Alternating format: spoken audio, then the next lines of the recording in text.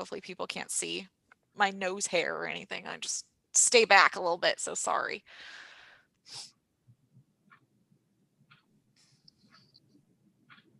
Okay, looks like we're good to go.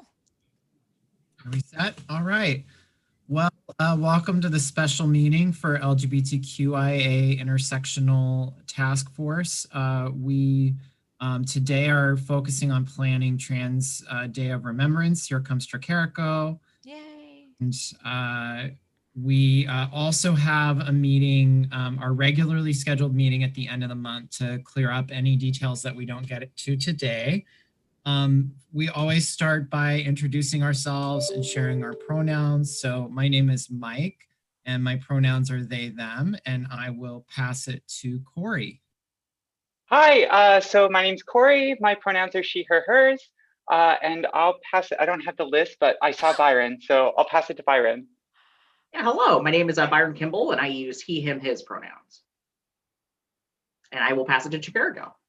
Hi, Tricarico here. I use they, them pronouns, and I'll pass it to Kelly. I don't know if you've introduced yourself yet. Not yet. I want like one of those balls, you know, when you're a kid and you like go around the room and like toss the ball. My name's Kelly Blake Schmidt and I'm covering for Gretchen today. I use she, her, hers pronouns. And I'm really excited. I've joined various, you know, human rights commission meetings and subgroup meetings before. So some of your faces look really familiar and I'm really excited to join you guys today and hopefully get some good work done for the upcoming event on November 2nd or 20th. So let's do it, guys. Right, excellent. So we don't have, I think, any public comment, which is not surprising for our little meeting, but I think our very first agenda item is the kind of the run of show, the agenda for November 20th.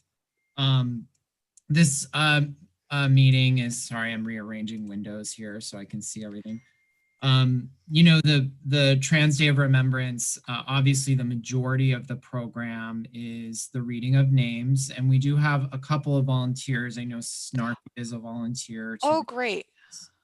They were not, I'm not sure if they got the message that they to be invited today, but I know they're on for reading names. Did we have other volunteers for readers or speakers? Well, I know Corey is. Oh, great. Perfect. That's awesome. And I think Mike, Gretchen sent out the kind of like run of the day for the day. And I think we had put a couple of like how many people we needed for each category. And we were thinking about 4 people when I reviewed it with her the other day. I don't know if that sounds about right. I just know like people's mouths get dry and yeah, you know. that tends to be about right. Okay. I'm willing to be a reader, but I certainly don't need to be a reader if there are other folks who are interested. But we've got Corey and Snarfy so far. Is anyone else on the line interested or willing to be a reader or know of a reader who is interested in participating? Yeah, I would say I'd be interested in stepping in if we're not able to find other volunteers to take it in. So I will be on the short list. Yeah, I can be on the short list too, and I can put more word out to see if there's anybody who wants to, but I'm happy to be a backup if we don't get the 4 that we need. Okay. I'll put an asterisk by your guys' names. Okay. Perfect. In terms of the agenda, we had spoken at our last LGBTQIA meeting about having some sort of closure piece to the day that it seemed like it would be helpful or valuable for there to be something that's a little bit more of substance to close it out so that it's not kind of an awkward closure. And I mentioned that to Corey. And Corey, if you could kind of share, you had an idea for that and we're willing to kind of take that on. Yeah, definitely. I don't know. I've been doing a lot of thinking about, I mean, I think intersectionality is a good word to use. The way that a lot of the things that we're experiencing as a society and as a culture really connect. And so, yeah, I would love to read or I guess speak at the end if that is an option. I would enjoy that. Of course. I think that would be a great idea. and I think it'd be welcome too to like have that kind of intersectionality because it is so important right now. Yeah, definitely. So it kind of covers some history of like trans people in various cultures around the world and kind of the way that it connects with oppression today. And so, yeah, I've got a draft going, but it still kind of feels early. But I Yeah. think there's still plenty of time to smooth it into a diamond or polish it into a diamond. Right, exactly. Um, do you do you think that you would want to, or if you guys would be open to maybe on the meeting, I think on the 28th for the whole commission, would we want to maybe bring that and kind of share that with everybody? Or do you think that's too early? Or is that, would we want to just bring it back to this group? Or how do you guys kind of want that process to flow? I'm open to either. I need to check my schedule to see if I'm free that night, but otherwise, Sure. yeah. Yes. But otherwise, I'm definitely open with sharing with the group. Okay. And the 28th is just the LGBTQIA, Oh, it is. Okay. not the full commission. Okay. The full commission meeting, I don't think has been set for November because it was originally scheduled for election night, and I think Gretchen Oh, having a better night for the full commission. But I don't necessarily think that the full commission needs to review, what Corey's put together, but it would be helpful probably for LGBTQIA to at least kind of get a peek of the themes that are covered in it. perfect. Have that chance. What do you think about that, Corey? I think it's so awkward because Corey and I are literally one room apart. Yeah, you What know. do you think? Yeah, I'm definitely open to that. I think that day might be a little hard for me, but I will. I'll get back to you on that Totally, if that's totally. And okay. no pressure. And like, even if, like, if you have it something just written and you want to submit, like if you can't physically or virtually attend, like even if you have something just in a draft form, and then Mike can probably speak to it as well. If he, assuming he's attending that night. I think that'd be a great opportunity. And I can make a note for Gretchen so that just way when she makes the agenda for the 28th, she has that on there. If that's good with everybody. Fine with me. Thank you. Perfect. Thank you so much for volunteering. Of course. So the next topic is just about the readings themselves, and I know that the list gets published here pretty soon if Yeah. it's not published already on the TDOR Mm-hmm. website, and we've just tended to sort of parse out and distribute that list. One thing that I had suggested last year, and I think we incorporated it, was to actually divide the list by location, because otherwise what happens is if you don't divide it by location, then you end up reading the same locations over and over again. And one year the list was kind of divided randomly, and I remember that it was like 5 minutes of Brazil, and then you'd go to somewhere Oh. it would come back again. It was kind of that. Yeah, I remember that Fortunately, year. there's a lot of activity in Brazil. Okay. But anyway, I like it if it's split by that location so that the locations just aren't getting repeated quite so much. But did anybody else have any thoughts about the actual reading of the names or any concerns or changes with how we might consider doing it differently this time? I mean, I would say I'm in favor of splitting up by location if really only gives us an opportunity to have a bit more time and practicing and ensuring we're giving the right pronunciations of each name. Because sometimes that's a problem for us in the past, like especially when we have names from, say, Brazil or another country, in a culture that we're not familiar with. I think my concern's always been, are we providing the correct pronunciation? And so having that extra time, I think will be, and having that divide will be helpful in planning. And do you also think because it's, and I'm so sorry, my chihuahua is growling in the background. So if you hear a vicious chihuahua, probably the mailman is walking by right now. Do you guys feel, because it's going to be virtual, that there's going to be any added complications with that, just in terms of like passing on kind of the mic to somebody? Like maybe we can just make sure we remind people to cue, like, and now I'm going to pass it to, you know, Tricarico, who will read from like this location or something like that? Or do you think that would be a little bit, make it more choppy? I think it's very likely that we want to script the transitions more so than in previous years. Right. In previous years, the approach has been, oh, Alex is joining. Yeah.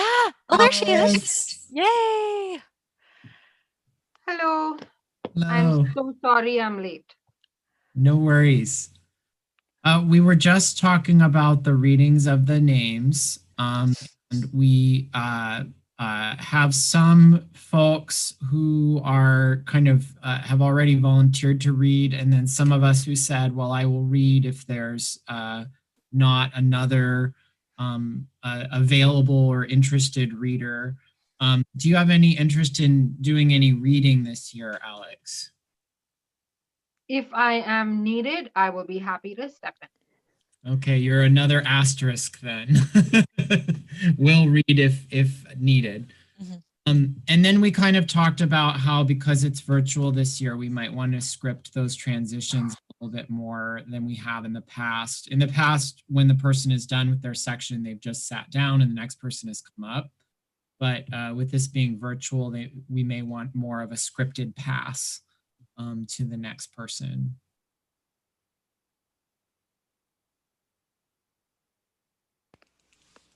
Was there anything else on the topic of readings that we wanted to cover? It's helpful and a little bit sad, but because so many of them have come from Latin American countries, it's helpful for Spanish speakers.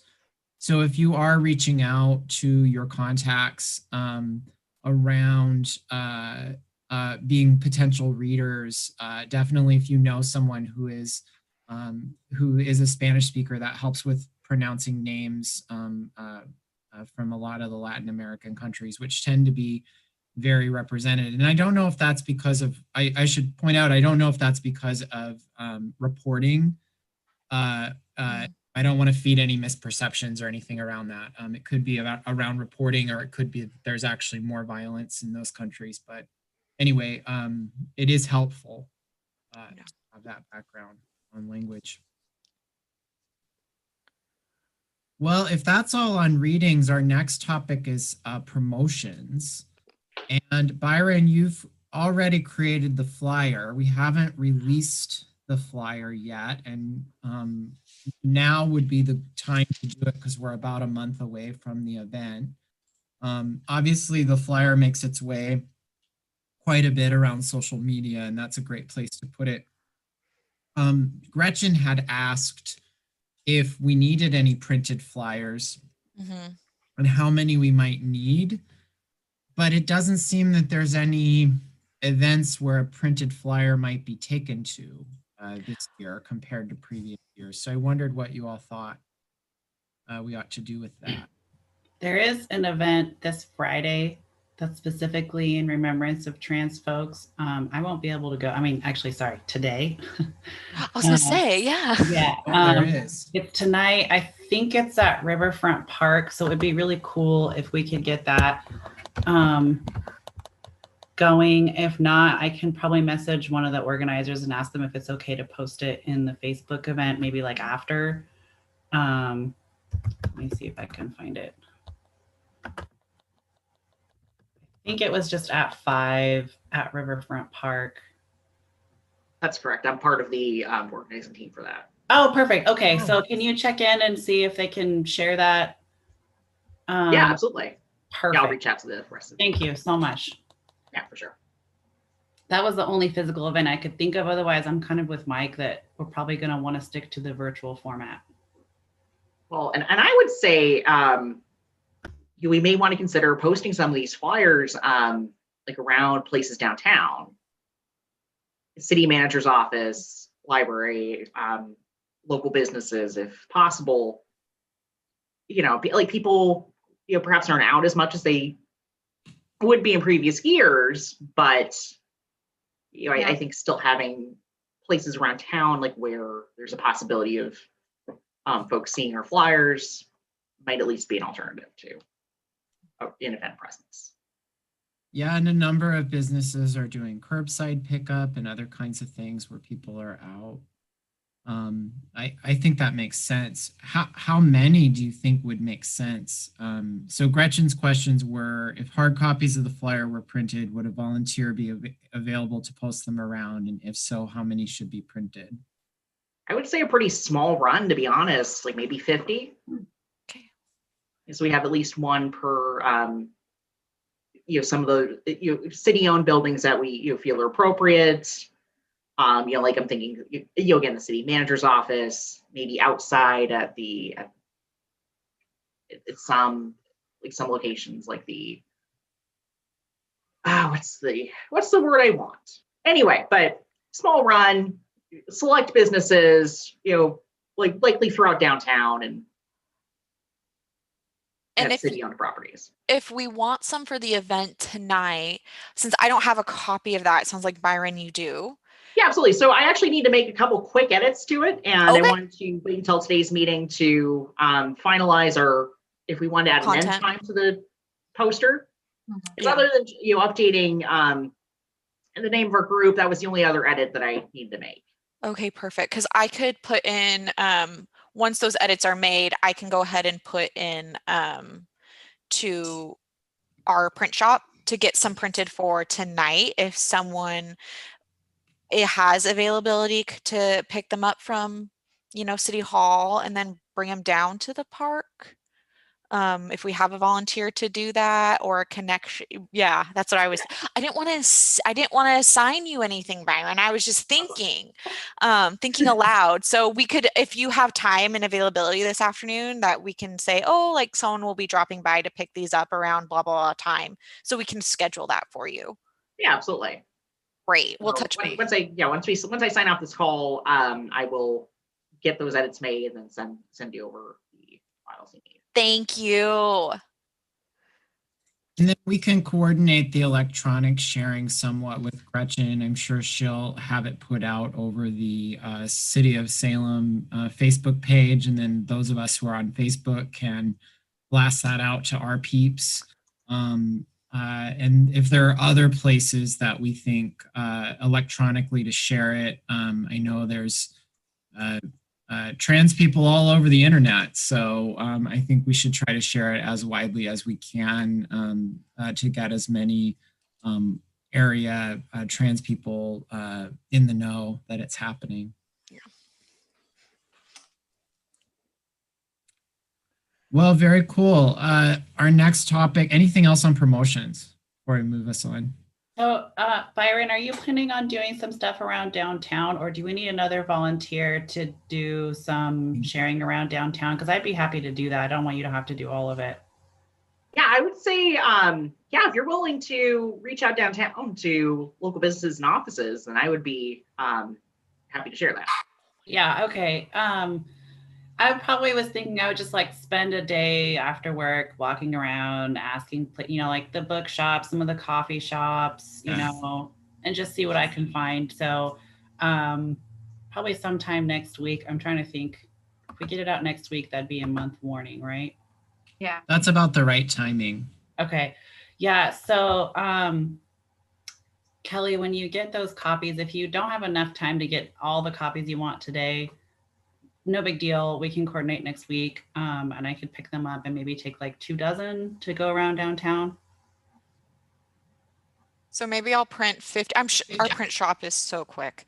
Okay. So I'll probably just ask, unless there's some major project, but I should be able to get those 50 printed, and maybe I'll just split the pack in 2. So there'll be about 25 for both of you guys, and then go from there. And if we need more, of course, we can get more printed. Does that sound about fine? Yeah, that sounds okay, great. Great. Thank you, Tricarico. Yeah, no problem. Awesome. And Kelly, will you or Byron send out the electronic version as well? Yeah, absolutely. So I'll circulate those around. Thank you. Which, actually on that point, like last meeting we discussed whether or not we wanted to add a start time and end time to the event. Yeah. Do we have a sense of when we might want to add this? Like, I'm assuming it'd be safe to put it around, say, 7:30 or whenever we had previously agreed on. It seems like we talked about an hour and 15 or an hour 30. I think an hour 30 would be safest. Okay. I don't see it going beyond 90 minutes. People don't have a long tolerance for Zoom, and it won't take us 2 hours to get through the names and the and Corey's piece. So I think 90 minutes is about right. Okay, so we can finalize 7 to 8:30 p.m. I believe, since I just looked at the original poster. It's 7. We started at 7. Okay, excellent. So I'll finish up those edits after I get off and send those over, and we'll go from there. Thank you so much. Yeah, for sure. Thank you, Byron. That's awesome. Our last topic then is really just around the digital meeting and how we want to manage it.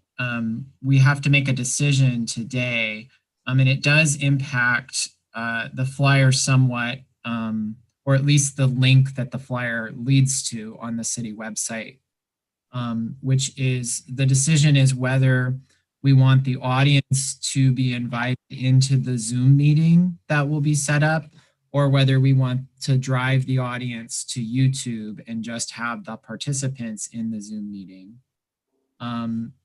There are kind of pluses and minuses to each approach. With Zoom meeting, we would need to have some volunteer co-hosts to kind of help watch and manage the meeting. You run a little bit of a risk when you publish a Zoom link of having Zoom spammers or Zoom bombers, as well as with an event like this, we run the risk of having, potential very low risk, I hope, but a low risk of potential anti-trans folks getting a hold of the link. So the maximum for the Zoom meeting is 300. So I don't think we're going to be running any risk there of having too many participants, but Gretchen would just require us, if we wanted to advertise the Zoom link, that we would need multiple co-hosts on the meeting. Perhaps we would need a little bit of training as co-hosts around how to monitor participants and kick anybody off if we needed to kick somebody off, and that kind of thing. The advantage, of course, of the Zoom meeting is that we get to see as many beautiful trans faces as we can fit in the meeting, and there's some joy to that and some community building. I think that would be kind of special. On the flip side, YouTube would allow anybody to watch the meeting live. There's no maximum there. There's no risk of spam and that kind of thing. I kind of know where I lean, but I am interested to hear from the group if which of those options sounds most appealing to you.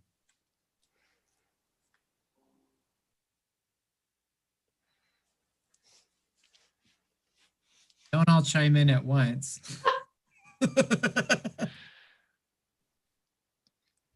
I kind of lean towards the YouTube version just because of the kind of concerns of people spamming. I mean, I would love to see so many, faces on that screen too, but I also really don't want what is supposed to be kind of a somber, important event to get ruined. I think any other event that was about trans identities, I'd be fine with it being open. But when this specifically is speaking out against the violence, I just don't want any of that to show up. But, if we have people monitoring and we can shut it down quick, I'm open to that too. So that's just kind of where I'm leaning. And to chime in on that aspect of, so sorry, Byron, I saw your hand at the last second. Please go, and then I will go. Yeah, no worries. I was just gonna say, I think I lean towards YouTube. Similar reasoning, but I think other concern of mine would be really just logistics of the event.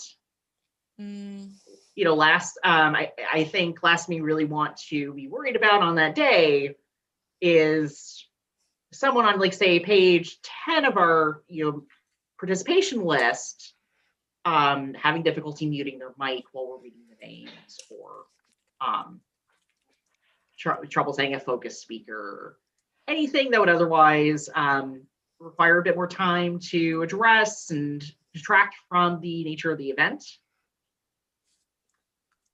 And always in favor of options that are inclusive and easy to access. And, I think, live stream of that sort would be a good happy medium. right. Um, so this is Corey. I just had a question. Are we gonna have this event staffed with someone who will be like interpreting for those who are hard of hearing? So, from my understanding, the way the interpreting policy works is that it's generally request based, just because there is a cost associated with it. Okay. And so, and that's any translation, whether it's like ASL, Spanish, anything. That's generally been the process. So if we know of people who will be listening in and they need that service, then we'll have to work with Gretchen to go ahead and just like connect that, and so she can schedule those services for them. So but Okay. if we already know Kelly, off the bat that we have somebody who wants to join or would want to and need that, then please, yeah, let me know. Kelly, I think if this is something that we're putting out, and it sounds like the group is leaning toward the YouTube version, and I have different thinking about it, but I can really hear what the group is saying, and I think the YouTube version makes sense. But Yeah. given that it's a public link, I think that we would be remiss if we did not have interpreting, so that anybody who tuned in from the outside would be able to view that interpreting, as well as the co-chair or the vice chair of our commission.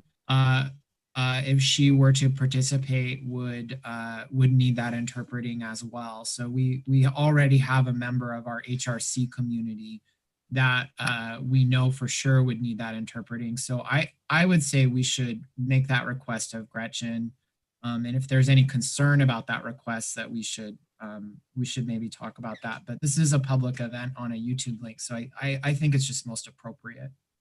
I'll let Gretchen know that. I don't know how it works when you have two people speaking at, like, if it's a language, because ASL is visual. So I'm just thinking if it's like a language base, if they need that translation, and like if I'm speaking English and someone's translating it into Spanish, say, I'm not sure how that like, I don't know how that process works. Does that make sense virtually? Because it's not like the person standing right next to that individual and can translate right there. It's like it's broadcasted everywhere. So I'm not sure like just how the city has been, pardon me, dealing with that. So I'll let Gretchen know that we want that service, and definitely for ASL, it sounds like. And then figure out from there kind of what, if there's like the different languages, how that flows with Zoom, because I'm not sure how it does. I'm I'm wondering if, since we'll have the list of names already, maybe there's a way we could caption the event, or there Yeah. might be an alternative. Yeah. That's a smart idea. Yeah, that's what I was going to say. Zoom, like, I know for sure that Zoom does allow for captioning during a meeting. Right. And But so, give me that's, another language. I'm not sure about other languages. I think that's manual, but Well, the post fact. Well, I'm not sure if we can do it live. Like, I know we can add in captioning later, like in other languages on YouTube. So we do have captioning for from my understanding, for city council meetings. I don't know if they're live or not. if it's live or not. I would think it is. I honestly couldn't tell you. And that is run through our CCTV service, that Capital Television service. And so I would think that we would need their availability, which is doable. But if it's in a different language, I'm not sure what their process is for that, honestly. So I'll ask To be Gretchen. clear, though, we don't have multiple languages of the program. It's just that some of the names are Spanish sounding names or from Latin America. So it's not as though we have multiple languages of the names. It's just that the names are of countries around the world. Oh, definitely. I was thinking if we had somebody who wanted to listen to the whole event from start to finish and listen to like Corey's part.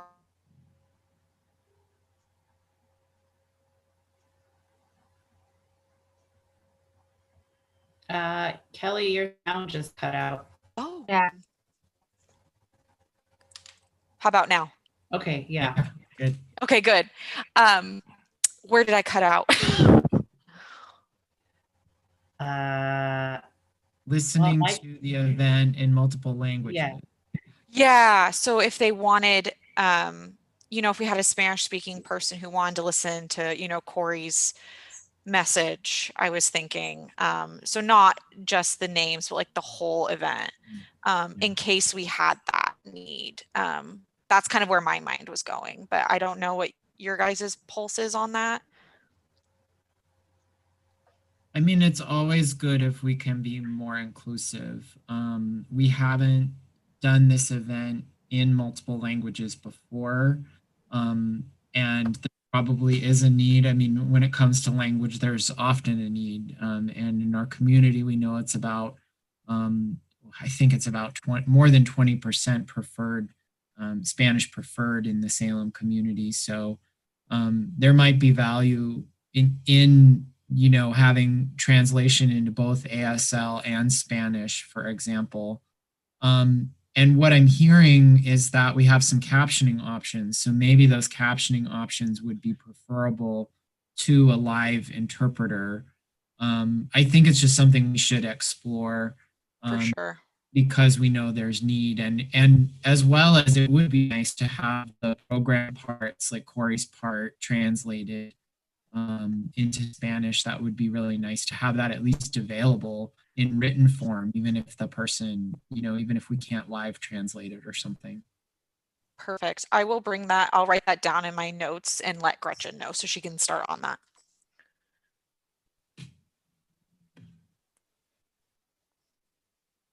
Did anyone else have any other thoughts on the format? I heard from the group, I think, and feel really good about us moving forward with Zoom just for the people who are presenting and speaking at the event. Any other thoughts or things we want to clear up from that logistics part of it? Mike, maybe you already addressed this before I got in, but the candles, is that gonna be just the MCs? Yeah, I wonder how we want to do that. That's a really interesting question. So typically it's kind of a candlelight vigil, and definitely the speakers who are on screen could have candles, and the people at home could maybe be encouraged to light their own candle. I don't know. What do you guys think about how that would go, sort of logistically and also programmatically?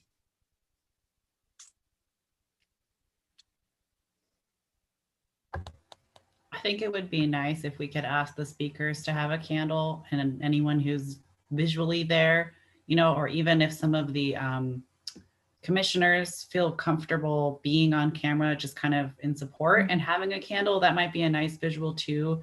And that's something that we can share with folks, if they're like, oh, but I really want to be there, I really want to be on camera, which I can't imagine anyone saying that, but hey, you know what?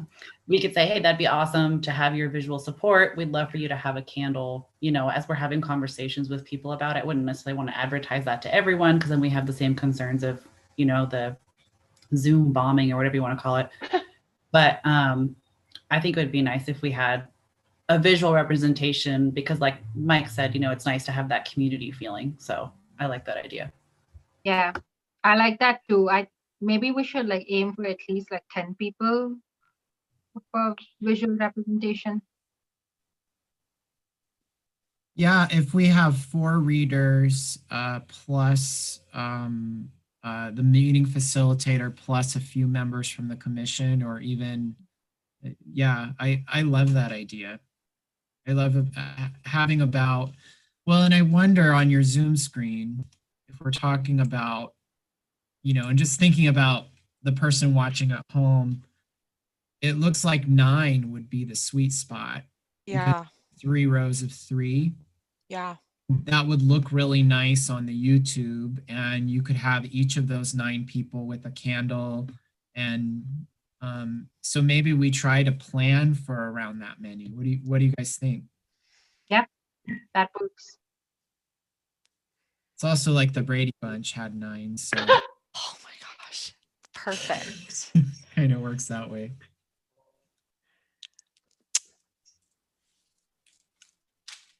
Hey, Alex, I had a question. Gretchen had mentioned last year that there were tea lights. Did those come from you, Alex, or did those? No, those I think were purchased like 2 years ago by a former commissioner. Okay. And do you know if those were donated to the city, or, because I guess Gretchen and I were talking about if we wanted to buy a small group of tea lights, and then if, through our promotion, if someone wanted to join in through the YouTube and be at home with their own personal little tea light if they don't have a candle. I don't know what everyone's thoughts are on that, but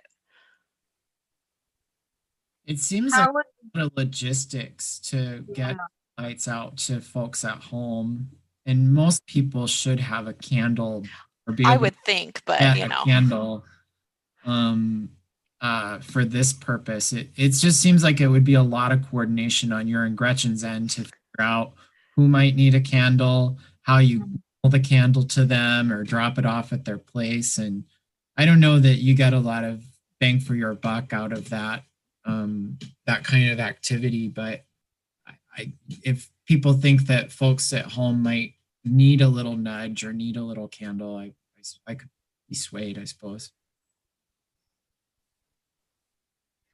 Yeah. I think it's going to be too much work, Kelly, and I agree with Mike. Okay, perfect. We won't plan on that then. Thanks, guys. If we can just make sure the 9 people are going to be on the screen will have it, I think we're good. We're squared away. Yeah, definitely.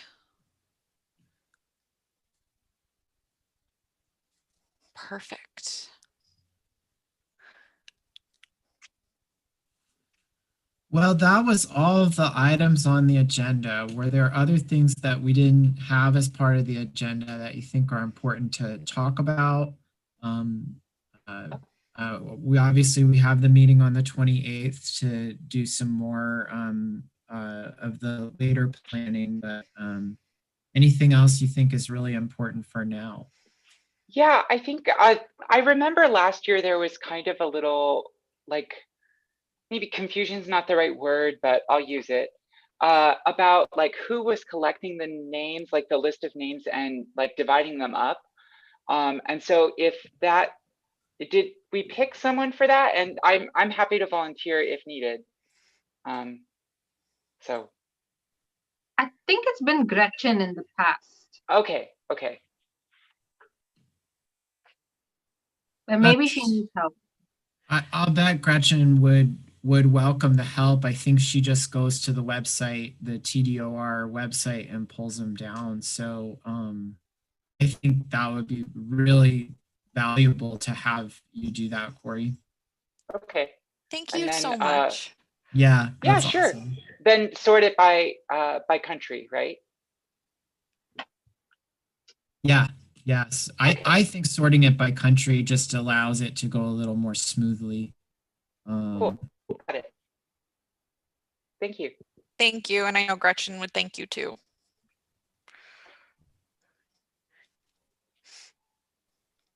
And then when you have that list and you sort it, Corey, then you can pass it back to Gretchen, who can get it out to the speakers. If you all have, if you're doing your feelers out and have anybody volunteer to be readers, pass that name along to Gretchen as well, I think. We can hopefully sort of finalize that flow on the 28th when we meet.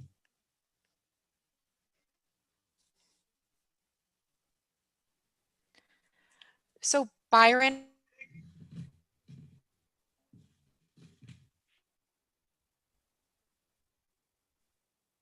Oh, I think you froze. You froze.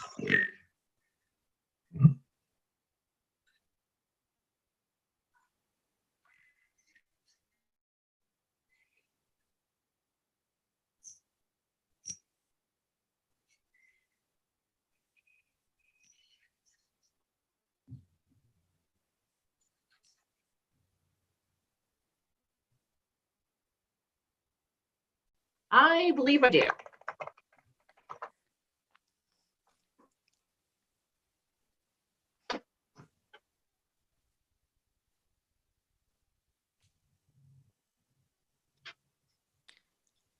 Great. Great. Well, all right. Well, this is such an important event for our community. It's a very sad year. We know that there was more violence this year than there's been. It's going to be a somber evening, but an important evening for us to remember these folks throughout the world. So just really appreciate everybody's help and all the volunteerism around this. It's just awesome.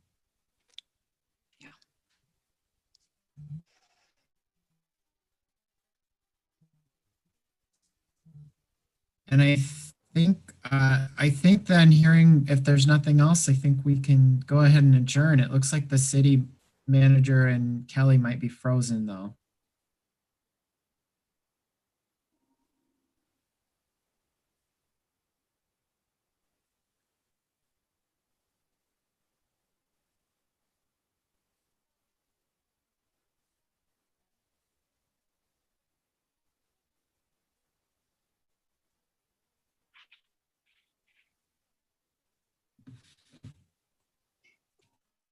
So sorry, I keep getting kicked off. My internet says it's unstable. All right. Well, have a great Friday, everyone. I'm going to go ahead and sign off. Thanks, Mike. We'll see you Thank on the you. 28th. Thank Yes. you. Take care, everyone. Bye, all.